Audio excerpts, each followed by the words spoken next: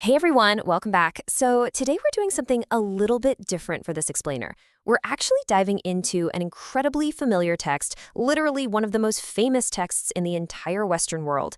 But we're going to move right past the standard Orthodox religion to explore it in a totally new light.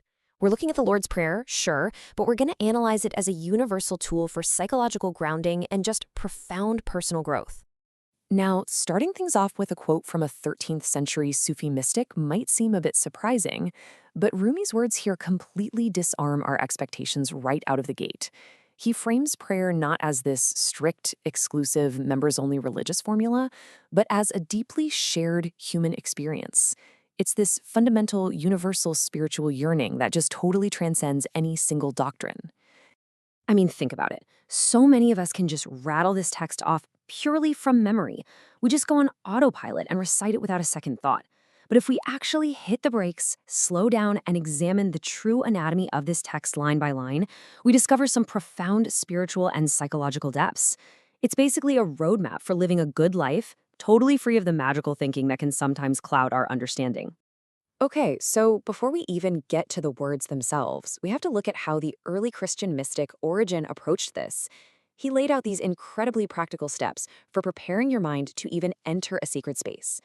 And these aren't some mystical incantations, right? This is just highly effective psychological grounding. You calm down, you let go of your anger, you drop your obsession with material stuff, you practice forgiveness, and you focus. You're making an active choice to step out of the chaos of the world and into a state of real mindful presence.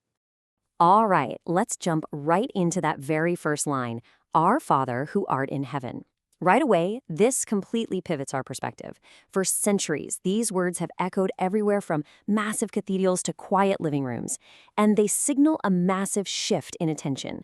Right out of the gate, you're speaking to a higher power, something greater than yourself that cares for you, which forces you to look beyond your own immediate, isolated ego. And what's wild is how Origin radically reframes the whole concept of heaven here. It's not some geographical location way up in the clouds where a deity is just sitting on a throne. Not at all. Rather, it is an elevated, sacred state of mind and existence. You are connecting to a higher reality, essentially pulling yourself out of the mundane daily grind and into a space of profound spiritual clarity. And from that elevated mindset, we move straight into cultivating some serious humility with the words, Hallowed be thy name. This is a moment of deep, deep reverence. You're acknowledging that this higher power, this presence you're addressing, is secret. It is entirely separate from the trivial, frantic, day-to-day concerns of the regular world. The commentary here from Herbert Prochnow totally nails it. He highlights how acknowledging something as truly sacred actually helps us detach from our relentless obsessions with material success. I mean, think about our daily lives. We spend all day worshiping progress, worshiping our possessions, our social status, fame. But by simply pausing to say, Hallowed be thy name, we hit a giant reset button on our priorities.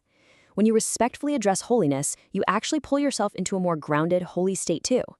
Okay, next up is a line that people get wrong all the time. Thy kingdom come.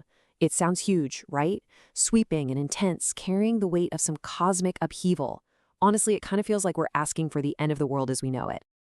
But as Origen points out, that is completely missing the point. The crucial detail here is that we're actually asking to perfect a spiritual kingdom that is already inside of us. You are humbly asking for a spiritual experience right here, right this very second. You're not asking for the sky to crack open. You're asking for your higher power to enter your immediate life and help you cultivate a kingdom of peace and meaning inside your own mind. So, building right on top of that internal foundation, we ask for alignment. Thy will be done on earth as it is in heaven. This line beautifully bridges the gap between our high spiritual aspirations and the gritty, messy reality of our physical existence. It's asking that our inner peace actually starts dictating our outward actions in the real world. Thanks to centuries of religious baggage, God's will can sound like this terrifying, harsh mandate that just robs us of our free will. But this completely reframes that fear. It shows that God's will is really just about aligning your earthly actions with your highest, truest purpose. It's about living in harmony with a friendly universe. You're just asking for the strength to do what's right, to be a good person, and to fulfill the purpose you are actually meant for. Now, here is where the prayer gracefully shifts gears. It grounds itself squarely in the day-to-day, tangible human experience with, Give us this day our daily bread. Notice how incredibly specific and immediate this request is. It doesn't look decades into the future. It anchors us firmly, right here in the fragile, precious present moment of today. It's a huge psychological reset. We spend so much time totally anxious about tomorrow, right? Will I have enough money? Will I get that promotion? Am I building enough wealth? This line steps in and reminds us to focus only on our actual, basic needs for today. It's a simple petition. As Prochnow notes, it isn't a demand for luxuries or excess.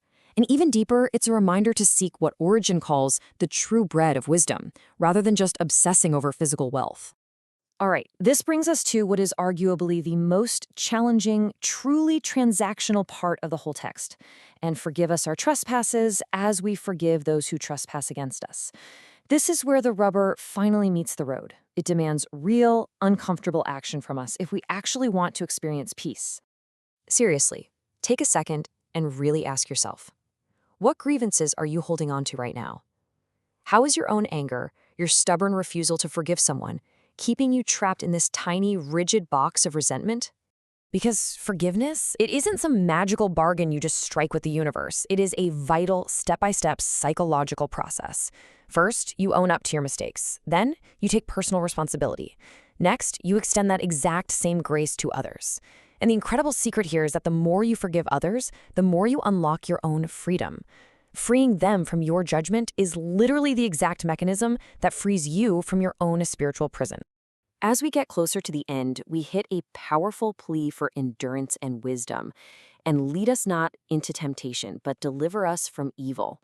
It's a really sobering acknowledgement of our own vulnerabilities and the very real pitfalls that exist just by being human. The crucial takeaway from Origen here is that life is absolutely going to test us. Hardship is a feature of human existence. It is not a bug.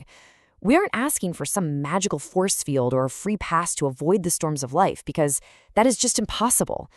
Instead, we are asking for the strength and the wisdom to endure the trial without breaking under it. We're just asking not to be given more than we can handle today.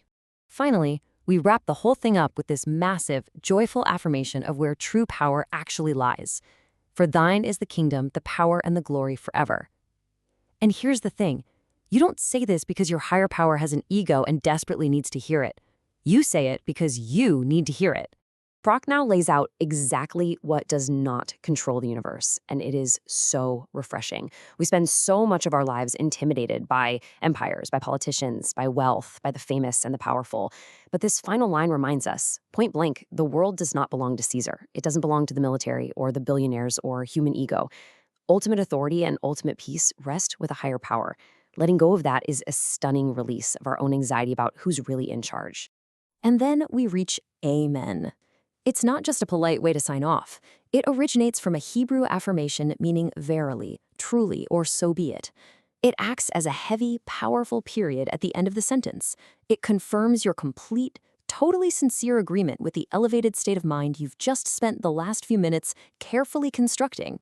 Which brings us to the end of our analysis. So, I want to leave you with a real challenge today. How will you connect with your sacred space? We've seen how this ancient text isn't just some rigid, dusty formula, but a profoundly practical guide to humility, to forgiveness, and to finding the kingdom within yourself. I challenge you today to take this universal spiritual yearning, strip away all the dogma, and actually apply this framework to your own life.